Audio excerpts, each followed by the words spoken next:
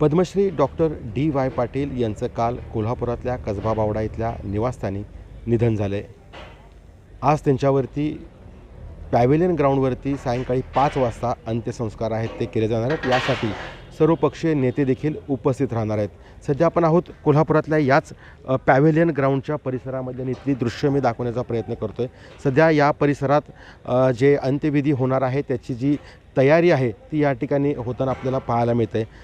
मध्यरात्रीपासून पुन्हा एकदा कोल्हापुरात पावसाला सुरुवात झालेली आहे आणि या पार्श्वभूमीवरती जे आहे ते ह्या सगळ्या परिसरामध्ये डोम जे आहेत ते उभारण्यात आलेले आहेत आणि सध्या ज्या ठिकाणी अंत्यविधी होणार आहेत त्या ठिकाणी JCBच्या सहाय्यानं जे आहे ते काम सध्या सुरू असल्याचं आपल्याला या ठिकाणी पाहायला मिळते.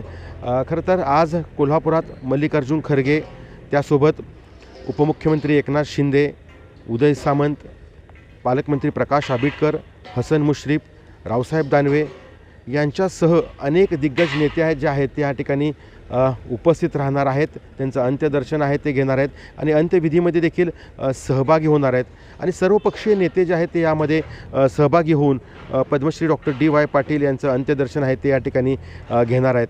खरं पाहिलं तर कालपासून खूप मोठ्या प्रमाणावरती अंत्यदर्शनासाठी त्यांच्या निवासस्थानी या ठिकाणी गर्दी होताना आपल्याला पाहायला मिळते आणि आज देखील साधारणतः सकाळी 9 वाजल्यापासून त्यांच्या कसबा बावडा इथल्या निवासस्थानी अंत्यदर्शन आहे ते ह्या ठिकाणी घेण्यासाठी खरं तर जे आहे ते पार्थिव आहे ते ठेवलं जाणार आहे आणि खूप मोठ्या संख्येनं लोक या अंत्यविधीमध्ये सहभागी होणार असल्याचं जे नियोजन आहे ते देखील या ठिकाणी प्रशासनानं गृहीत धरून पार्किंगची व्यवस्था आहे ती या संपूर्ण परिसरात केलेली आहे आणि विशेष म्हणजे या सगळ्या अंत्यसंस्कार आहेत, अंत्यविधी आहेत ते शासकीय इतमामात केले जाणार आहेत.